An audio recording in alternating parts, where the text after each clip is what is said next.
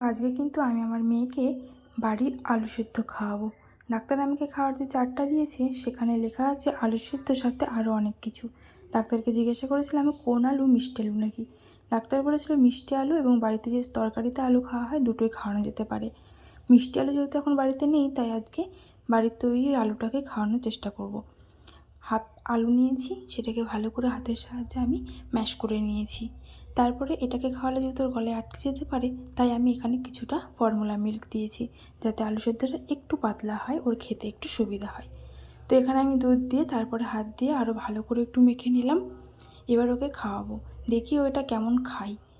এই আলুতে যেহেতু কোনো রকম স্বাদ পাবে না, সেহেতু আশা করি ওর মনে হয় না খুব একটা ভালো লাগবে। আর খাওয়াতে গিয়েও সেটাই দেখলাম, ওকে চামচে করে খাওয়াচ্ছিলাম।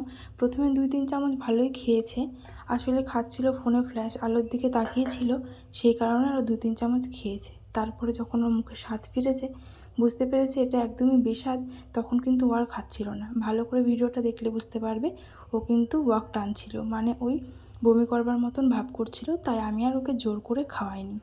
বাচ্চারা যেটা খেতে চাইবে তাদেরকে সেটাই খাওয়ানো উচিত, জোর করে কিছু খাওয়ানো উচিত নয় বলেই মনে করি। যাই হোক, পরের দিনকে আমি মিষ্টি আলু খাওয়াবো, সেটাও তোমাদের সাথে শেয়ার করব ও খায় কি না। তো আর খেতে চায়নি আলু সেদ্ধ, সেই কারণে ওকে আমি দুধ খাইয়ে পেট ভরিয়ে দিয়েছি। আর আজকে আলু খাওয়াতে পারলাম না, পরের দিনকে মিষ্টি আলু খাওয়াবো।